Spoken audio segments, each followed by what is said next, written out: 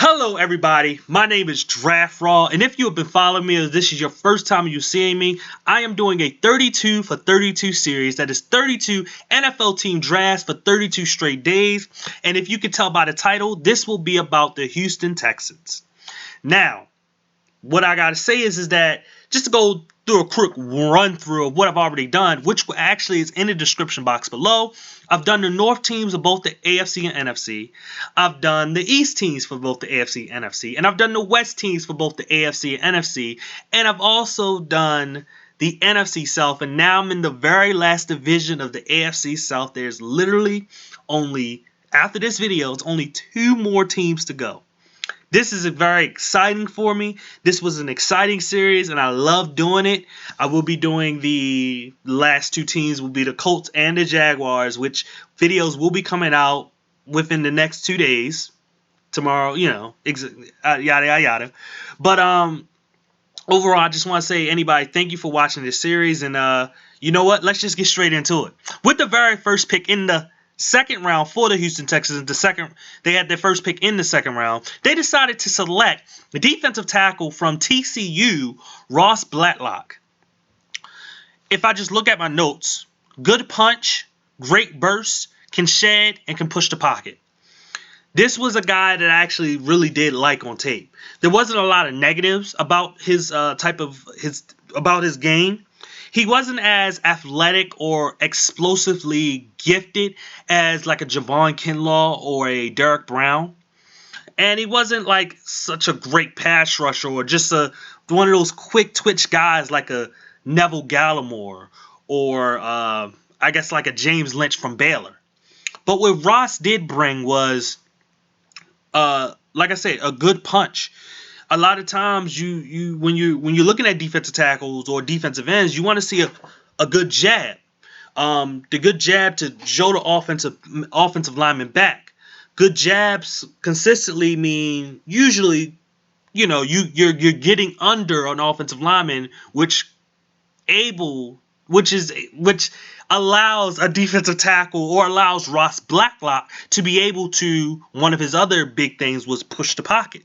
Pushing the pocket leads to quarterbacks having to scramble out or throwing a pass awkwardly and not making a great throw. The great burst that comes from him. So not only because he got a good punch, but when the ball snapped, there's such a quick and just amazing burst that he has. And then he jolts a guy and then he pushes the pocket. And I mean, if he's feeling really, really good, what he's also able to do is able to shed blocks. Whether it's in the running game or the passing game, great burst, jolt, shed block. And that's the same thing as pushing the pocket, is being able to shed and then get to the quarterback. This is the type of guy that I think is going to be really, really good for the Texans. He kind of stays in, I guess, his home state because he played in TCU. I don't know if he's from Texas, but, it's like a thing. Most high school players from Texas usually stay in the college realm for the Texas schools, SMU, Baylor, whatever it is, or the Oklahoma, whatever it is, Missouri, but they usually stay in that general area. And with Ross Blacklock, he kind of stays in that general area, so it's some familiarity just being there. Even though that shouldn't count for much, but it's something. And then you have a situation where this is a guy that he helps out a defensive line that wasn't as good as it's been in some years now. They literally got J.J. Watt, and they don't really got nothing else. I believe there is one more player, and I can't think of his name. That's pretty darn good. I can't think of his name right now, but this gives you a chance. It gives them a chance to be able to build their team to be even better. To have a guy like J.J. Watt, to have that other guy who I believe is a nose tackle for him. I don't know if he signed with another team. You can comment in below if that person did. I can't even remember his name. And then have a guy like Ross Blacklock for their 3-4 team that helps them create pressure and be able to stop the run. With the very second pick that they had in the third round, they decided to select Jonathan Greenert, edge rusher, Florida. Jonathan plays with energy. Good hand usage, good, not great strength. Like there's really good strength there, but it's not like it's not strength that for an edge rusher you want him to be just a little bit more. It's not like strength like what you see from Chase Young, I guess you could say. and a good first step. He surprisingly was pretty darn good. I heard someone talk about him before and made it seem like he was a pretty bad player. And then when I watched him, that's why I love doing my own analysis, because I get my own perspective of what I see that I've been doing for years now. And from what they see, and they probably don't even, that person probably is not even like deep into like the NFL draft. They just kind of deep into their own team.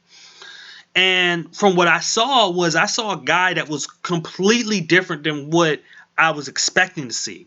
There were things that were concerning in terms of just athleticism, and that's not a huge concern. But there was things that I can see why that person didn't like Jonathan Greenert.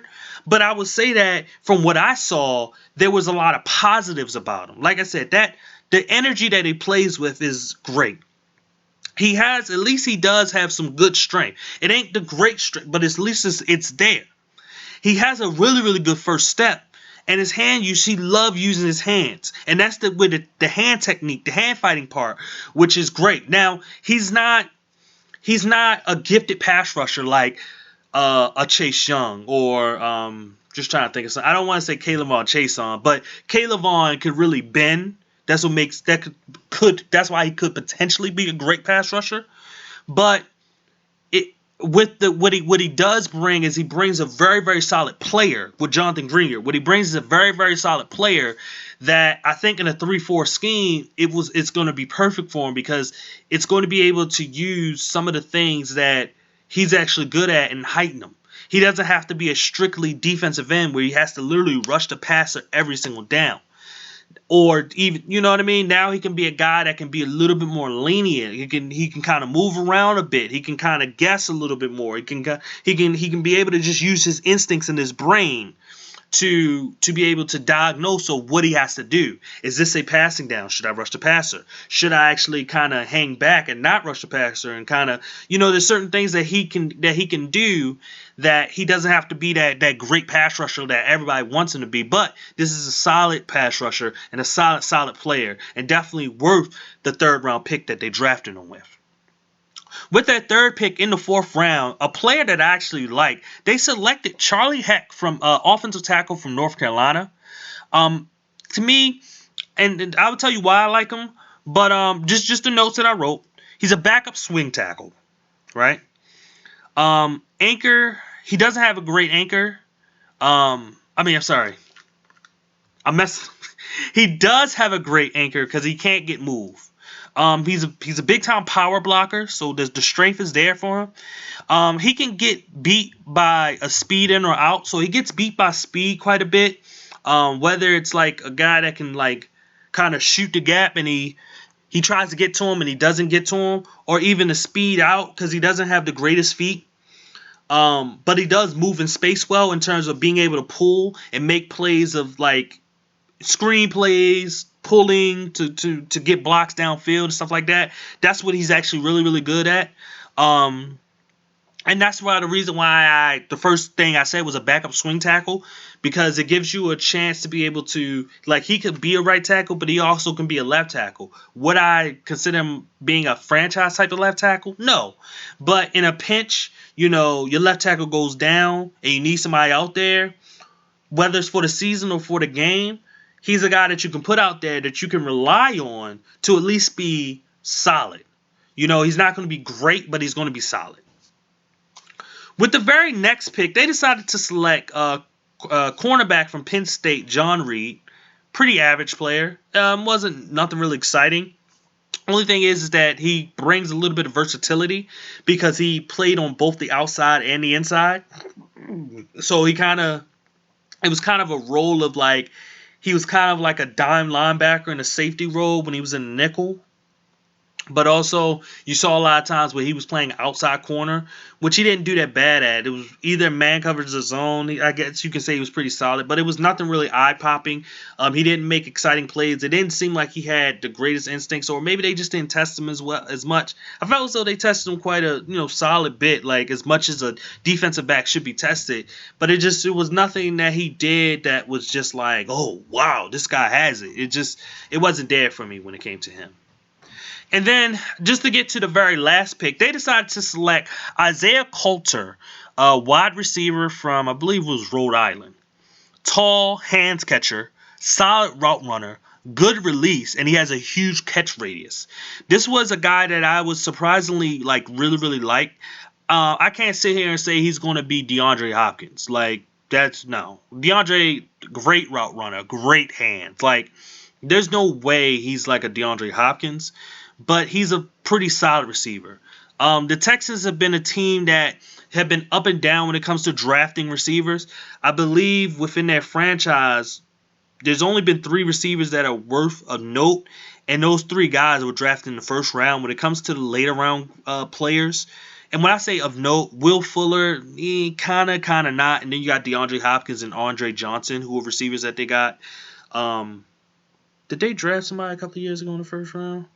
No, I think they drafted a corner or something like that. But I thought they drafted a receiver. But so it's one of those things where I can't sit here and say he's going to be a great player for the Houston Texans. But what I can say is that there's potential with him of being someone that can be pretty darn good. And with him being so tall, his catch radius, and him being a hands catcher, he can give you at least half of what DeAndre Hopkins was. And if he can give you half of it, that's gonna be pretty darn good for a team. Deshaun Watson is gonna be kind of maybe a little bad for him because you only got Will Fuller and Kenny Stills and Kiki Kuti. And you're trying to add a guy like Isaiah and a rookie that it may not work out. But I will say this. This is something to where they didn't draft a guy earlier in the round, but this has been one of the better receiving classes in recent years. So maybe this guy is a little bit better than what I think he is or what other people thought he was because he was a 5th round pick. And maybe he can turn out to have a pretty good, solid NFL career. Anyway, that was the last pick in the draft. Like I said, if you want to know about any future videos or past videos, you can look in the description box below. Please subscribe if you want to see more of me. Hit that notification bell if you want to get all notifications for Draft Raw. And especially, don't hit personalized, but hit all so you make sure you get all and not the personalized stuff because they don't give you all the notification. Please share and please hit that like button. Once again, my name is Draft Raw. I thank anybody for watching and goodbye.